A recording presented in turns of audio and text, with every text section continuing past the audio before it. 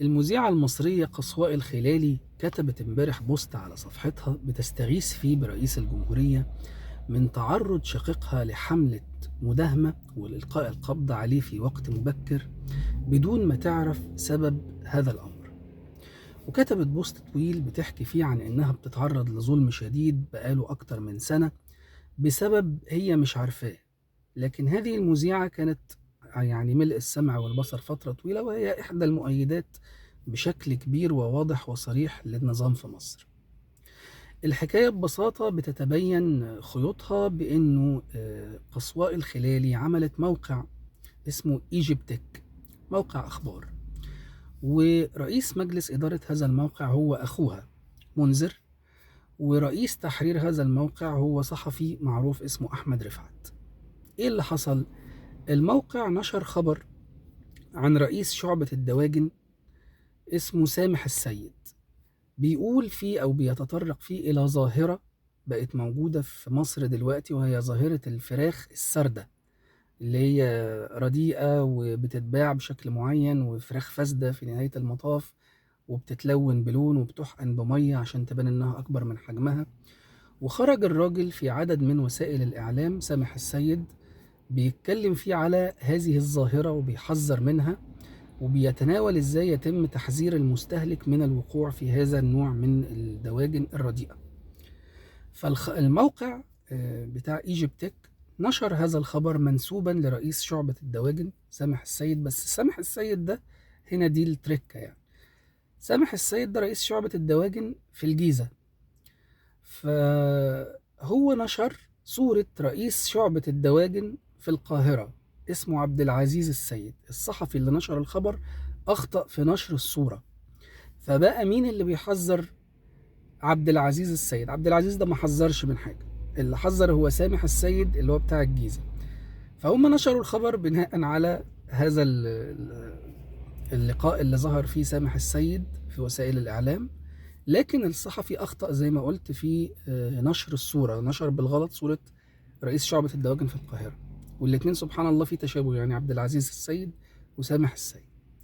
حتى الآن تبدو القصة غلطة صحفي وتتعدل، يعني الخبر أصله موجود وصحيح والراجل طلع واتكلم، وبس الخبر نشر بإيه؟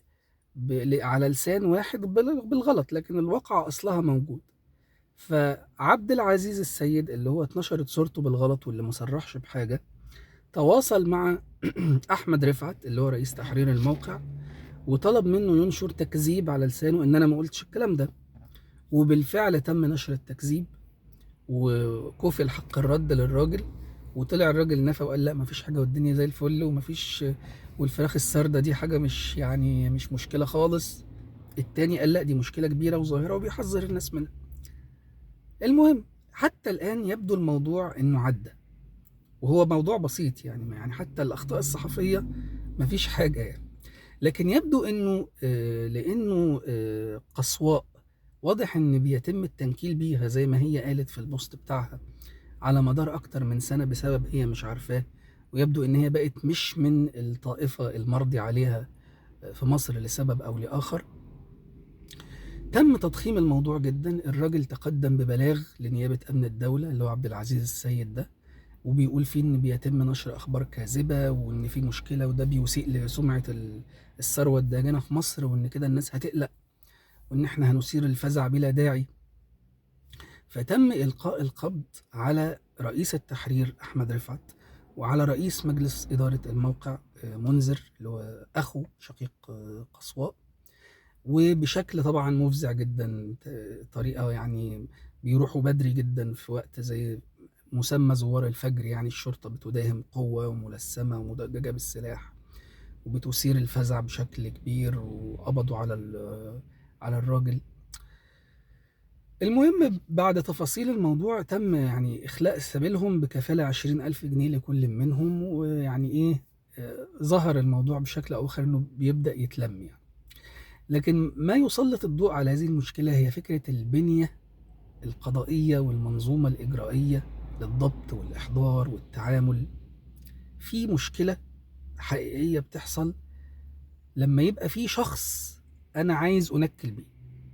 فأبدأ أستغل أي حاجة علشان أعمل أي حاجة. فالإشكال ده بيبين إنه عندنا خلل في منظومة العدالة في مصر. منظومة العدالة المفروض إن إحنا بنتعامل كلنا سواء، لكن هذه الطريقة إن اللي أنا بحبه دلوقتي بتعامل معاه بشكل معين، واللي ما بحبوش أو عندي مشكلة معاه بتعامل معاه بشكل آخر مختلف تماما.